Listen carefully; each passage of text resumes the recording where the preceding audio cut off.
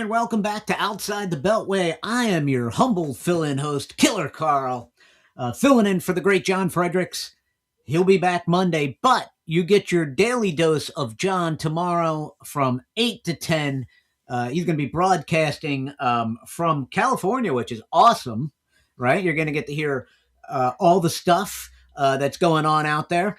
And today we have John Gordon taking over at 8 o'clock here on the John Fredericks Radio Network. Stay tuned for John Gordon, and then after that we have Michael Patrick Leahy. We have Rob Carson. What an incredible lineup here on the John Fredericks Radio Network. Stay tuned. Listen, Phill Kline's going to join us right now, but the phone lines are still open. So if you want to give me and Phil a call, the number is 888-480-5646, 888-480-JOHN. Give us a call. I know Phil wants to talk to you. I want to talk to you. I want to hear what's on your mind. Phil, how you doing, buddy? We finally meet. Yeah, Killer. I appreciate you holding down the fort for John. I'm so used to yes, blessed. I'm so used to throwing the show to you at 8 o'clock, man.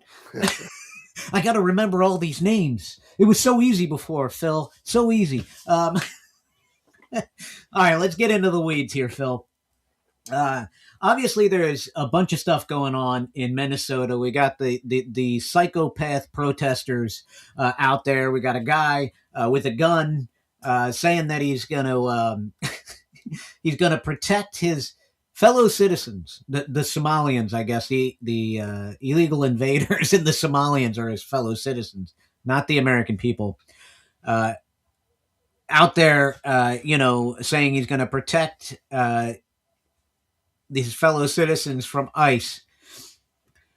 What does President Trump do? I almost feel like the Democrats want Trump to invoke the Insurrection Act. I think they want that visual of troops suppressing protest. I feel like it's a double-edged sword, Phil. I feel like we need to do it. I feel like he needs to do it because I feel like things are going to spin out of control fairly quickly if he doesn't. Well, yeah, Carl, I see a couple of things within this, and first I'm going to talk about more longer term. What is happening in America is the Democratic Party has been captured by its funding base, and its funding base, a lot of it is foreign billionaire money. It is flowing through these various NGOs to radicalize the American populace. America at its core is not near as far left as the Democratic Party. But what is happening is because the Republican Party is sleeping and because the consultants in the Republican Party can't make money at it, they have not modeled what the Democratic Party has done. With billionaire money, and really the American middle class subsidizing it because of the tax deduction afforded to these billionaires to throw money at what are political interests that are masquerading as nonprofits. What has happened is they have, and Virginia touched on this a little bit. She said, nobody came to my door to turn me out to vote. Well, that's because the Republicans aren't doing it. They're all about media, messaging, and getting on Fox News rather than getting to the voter's doorstep. But the Democratic Party has their targeted voters, and they're showing up at their doorstep. They're showing up in their text messages. They're showing up in their emails. They're showing up with phone calls. They're showing up flesh to flesh to get these people to vote. And they're lying to them, but they're turning them out.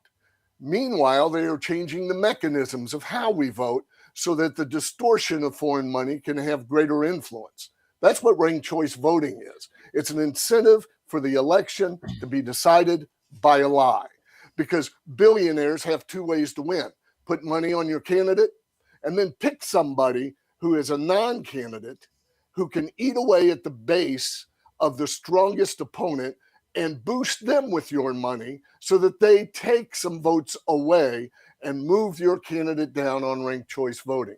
Ranked choice voting is a way to deceive the American people into electing somebody who is an extremist. So they are changing the mechanisms. They are meeting people at the doorstep, and the Republican Party is still paying consultants to do TV ads, which AI can do almost as quickly. And a lot cheaper, by the way.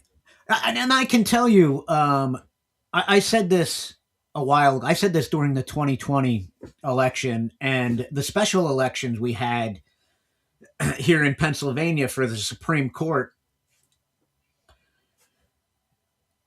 I got an email because, well, I do media. I have my podcast, so I sign up for Bernie Sanders email, like Bernie Sanders list. I got a message for a Zoom call.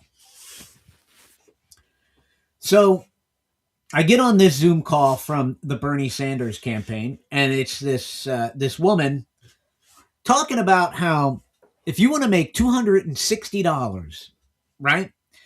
All you have to do is sign up on this Democrat app. You have to talk to your neighbors, talk to your family, and just log it in, and we're going to pay you the $260. And if you want to make more money on election day, you can go out and you can make sure people are going to the polls and this and that, and we'll pay you another $300. We don't do that.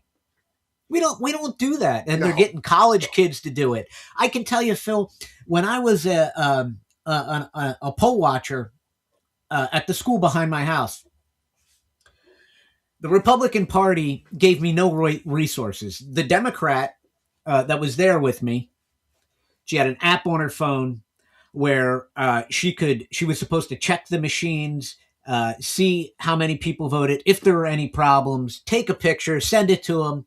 They had somebody come, bring her lunch, relieve her if she needed to go out and do anything, and then she could come back. Me, no, sit there, and when you're tired, you can just leave. That's it. Nobody checking in on me. No numbers to call if there was a problem. None of it.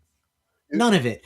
Carl, the Republican Party refuses, for some odd reason, to invest in the people. Yeah, we have to have a ground game. My daughter is a Lynchburg City Councilwoman, and in her election, a Swiss billionaire, moved money through a nonprofit in Washington, D.C. Now get this, into Lynchburg, Virginia, to put $60,000 in a Ward 1 council race against her. The Democrats just announced their slate of candidates in Lynchburg. And if you look real small, in fact, there are yard signs in the last election, you have to get a magnifying glass. But if you look real small on all their announcement things, it will say paid for by Rural Underground. In other words, this is all being it's imported money. It's imported influence. And the media won't cover it. The media is pretty much rip and read right now, piece together a piece, and they don't get into these things at the local level. Our nation is being stolen underneath our feet. Washington, D.C. has its problems, but its primary problem is they think they're relevant to everything rather than making the local official the hero. Here's where we win, on the ground at the local races, state rep, state senator. That's where we need to focus. But, you said, why don't we focus on it? Because our consultants don't make money at it. They make money on TV and radio and messaging. And so they will not do it. I've seen this now for decades. We could go back to John Podesta sending a memo to George Soros to reelect Obama in 2007 saying, I need about $400 million more to pour into nonprofits to get them elected. They have funds called the Arabella Fund, Tidewater Fund. I can go on, where they have funded local efforts. And Republicans will not, because of the greed of the consultant class who will not see the problem and address it. That's what's happening, and we're going to lose our country. You mentioned, and I'm sorry, let me add this point. What does Trump need to do? What Trump needs to do is get the conservative billionaires in a room and say, look, you're going to fund vision and talent, not projects.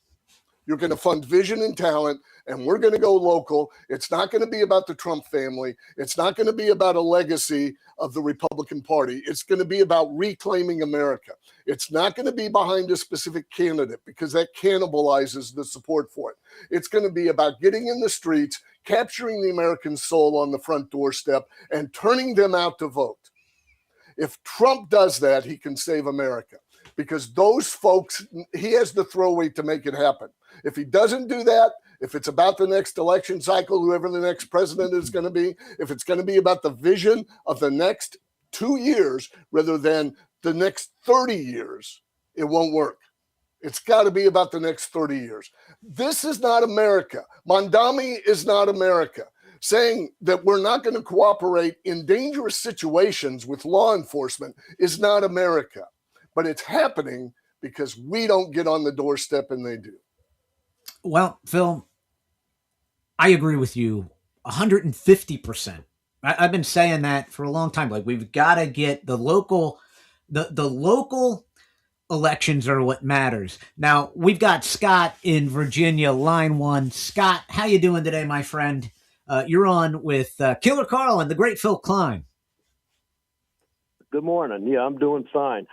I wanted to say something about your last caller, the lady. Yes.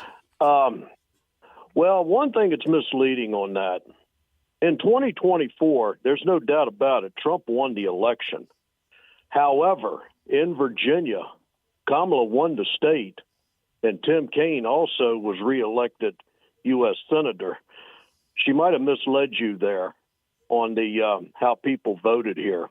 I could be wrong on that, but I'm just making that point out. But, Virginia's a very independent, maybe even more of a blue state than people want it to be.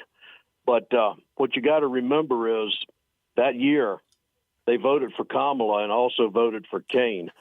It wasn't that the people didn't necessarily get up and vote.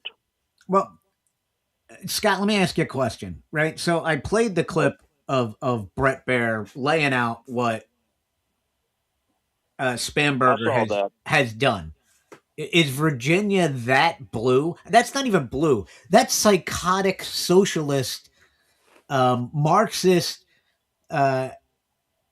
locking down the state for Democrats for an eternity. In my opinion, I mean, you're outlawing hand counting ballots. You're extending the time that ballots can be received. I mean, this is just it's non-American. Scott, is Virginia? I don't live there. I'm in Pennsylvania here, but is Virginia that blue? Is that what you're telling me? No. What I was trying to tell you is that when she was saying that people wouldn't get off their butts and go vote, I'm only telling her that in 2024, they also voted Democrat. Like I was saying, Tim Kaine was reelected U.S. Senator, Democrat. Kamala Harris won the state. She didn't win the election, but she did carry Virginia. That was about the only swing state she did carry. And it isn't necessarily people getting off their butts not voting. It's just that I'm just trying to say is they voted Democrat in the last several presidential elections. In 2024, they voted Democrat. It's not that the Southwest Virginia people didn't get off their butts and vote. But, Carl, I don't know who people vote for. I don't. We don't know if they vote Republican one and Democrat in the other. I won't tell you. I don't normally tell people who I vote for. But in this last gubernatorial election, I did vote 2 Dem, and I voted 1 Republican. But I'm not going to tell you who it was I voted for. That's fine. So that's my point. That we don't know who people vote for. I mean, we don't know if they're going to change their. Are you happy? Are you happy with the 2 Dems you voted for? Are you happy with the outcome? Yeah, I'm happy with it. Yeah. Hey, I live here, and if it backfires on me, it backfires on me. Like I told you, I'm a first day of the rest of your life type of person, and no matter who you are, we can't control what politicians, and Carl, remember you said that you don't trust nobody in Washington. I mean, it's just the way it is. We vote them in. Scott, can I ask you a quick question? Why did you vote for the 2 Democrats? I like their ideas better. And, like I said, I'm going to have to live with it. Go ahead, Phil. Chime in there. Well, there's a couple of things about about making a decision right now to support a Democrat for Congress that's much different than it was 20 years ago, and that is the ideology of that party. And when you elect somebody up into Washington D.C., you have to realize, generally, except for media influence and how Congress consumes the authority to do everything, they're going to be one of 435 or one of 100. They're going to be low on the totem pole. They're going to have to work through their leadership, and their leadership is going to determine the overall policy drive. So it is true when a Republican says, for example, when Nancy Pelosi was Speaker of the House, a vote for this local Democrat is a vote for Nancy Pelosi. And to ignore that, and for personality differences or a couple of ideas or the promise that they're going to do something specifically for you, and to not support a party that supports your basic values is a mistake. The second thing I'd add is that turnout was low in 2025 compared to 2021. I mean, the Republican turnout was significantly lower. The Democrats would not have won all of those seats if Republicans had kept their passion and turned out. Now, the Democrats turned out. Why? Because somebody was on their door, and the Republican Party doesn't do that. So that's our problem. So the caller was right. I think, I forget her name. She was right, and the turnout was a problem. But I don't like geographic blaming. The real concern is the Republican Party has no ground game. They do not. They've built into the Washington Manor way of thinking, the Beltway way of thinking. We spend all our money on consultants who talk to us about message, and we go mass media. Meanwhile, the left is beating us every day on the doorstep. So that's the problem. Our consultants don't make money at the local level.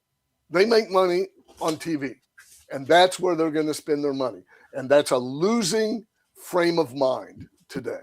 And we've had 2 decades of the Democrats building their apparatus for us to learn, and we still haven't learned. Are you concerned about the midterms? I get called a panicking, right? Because I have grave concerns about the midterms. Well, Carl, I look at that, and if you step back, we're not in terrible shape. But I'm a broken record. Where we lose is on the ground. But if you step back, you look at the polling, you look at the marginal seats, you look at the issues. Traditionally, of course, you're going to be bucking a tide wind because midterms, the party in control always loses. And there's some truth to that. The American people shift that way. But we're in better shape than many of these midterm elections before at the outset. But where we're going to lose is on the ground. It's the same thing. It's like what you said. You talked about where people are getting paid to turn out their neighbors. You tell me, watching a television commercial or your neighbor coming to you and saying, look, I looked at this guy. This is what I know. This is who I'm voting for. What do you think? What's more persuasive? Yeah, I don't know. And I it's funny, Phil. I brought this up to my local Republican Party in Pennsylvania. I told him, I said, the Democrats are just blowing us away with infrastructure. That's what it is. They have a machine. They've built a well-oiled machine to turn out voters. They use college students, right? And they use people in minority neighborhoods to rally the vote. For some reason, the Republican Party has abandoned the inner city. I live in Allentown, Pennsylvania. It's a city, right? We have an opportunity here with the Hispanic vote, and I brought this up many times to Ryan McKenzie's campaign. Why aren't we working in this inner city? Why aren't we going in here and talking to these people and motivating them, knocking on their doors? You're focusing on areas that you already have. You're going to Northampton County. You have that. Why are we not going in and delegating resources to trying to change the hearts and minds of the people that can actually shift and make a difference? They refuse to hear me, Phil. They look at me with a puzzled look, like I'm from Mars. I mean, I get it. You know, Well, you get it. Carl, I'm not pretty. here's what the Republican apparatus does, and we'll contrast it to the Democrat. They go to these billionaires and they get $10 million for Hispanic outreach. They form an organization and they do some some polling and so forth, and then they buy media of which they take a cut, and they do these messages on radio.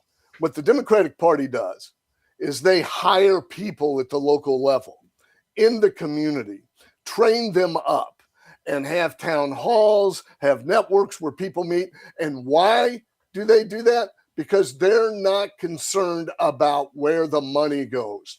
The Republican apparatus chokes off the money through mass media and commissions and doesn't invest in talent at the local level, because that means I make less money. If I hire somebody, I make less money. So they don't do it. They don't do it. And this, what you got to do is leave the consultants up here to do advertising and so forth. But you got to go underneath them. You got to go citizen activist. You got to go Obama style, Chicago organization style. That's how you do this. The model is there. And if we just do it, we will win America, because America is not Marxist. No, it's not this radical. It is not. It is not Marxist at all. Matter of fact, even Democrats you talk to, common sense. Now, listen, I'm not talking about the people that are out there, supporting Mandani and all this stuff, and I'm talking about your common sense Democrat, the one that you can still have a conversation with. I know there's not a lot left. They want to make America great. I mean, look at John Fetterman, and Phil, I said this for a long time, and I got a lot of pushback for it. John Fetterman is more America first than most of our Republican senators right now in Washington, D.C. I've gotten so much heck for that, but you can see it, right? You don't have to agree with everything he says, right? You don't have to like his personality. But when it comes down to it, and by the way, he's going to be pushed out of the Democratic Party for this. They're going to primary him. They're going to get rid of him. Why? Because, well, he actually cares about America, right? He doesn't want to go down that narrative of socialism and destruction for the American people, replacing us with an invading population of people that just don't have freedom ingrained in their DNA like we do. See, I always say that, Phil. The American people, we have just freedom ingrained in our DNA, like the great Rush Limbaugh, my hero, always said. Right? It's just the American people will take tyranny for just a little bit, and then we wake up and we push back because it's just ingrained in us. Yeah, and that's why they want to replace us. Fetterman, I do appreciate him because he's passionate about the right things. And you're right in that they're going to marginalize or push him out, because a flawed ideology does not broker difference of opinion. It just can't stand it. A lie cannot stand the truth. And that's why the Democratic Party is intolerant of anybody who thinks differently than they do. It challenges their reality. It challenges their identity. But as this goes on, what they're doing is they're baking it into the cake. The organization that I ran in the 2020 election, we witnessed over 400 nonprofits change the way that elections are managed in the urban core in order to benefit Joe Biden. 400 nonprofits, billions of dollars of direct monies, as well as expertise, changing the way we manage elections so Biden would have an edge. Now they're changing laws so that the Democrat has an edge. What Marxists do when they come to power, they change the rules of the game so that even if we have the majority in the future, we will not be able to overcome the barriers that they erect. That's the danger. When they are ushered into power, those who believe in collectivism, those who believe that the state has all the answers, those who disdain liberty, they want to tell you what to do, how to raise your children, how to speak, where to stand, what you're going to learn in school without parent input. I can go on and on. What they do is, because they worship the state, They make the state unassailable. The state is their God. And then you are cut out, or you face dire consequences if you don't go along. That's the history of Marxism and collectivism. That's what they're trying to do. That's Mondami taking away, or the discussion about your new relationship with your property in New York. Folks, we've been there. This is not America, but the Republican Party is letting it happen because the consultant class runs it, and they won't get down in the trenches. That's why people need to get involved. That's why people need to get involved in their local politics, school board. Start somewhere. Dog catcher. But you need to get involved. All right, we'll be right back after this commercial break on Outside the Beltway on the John Fredericks Radio Network.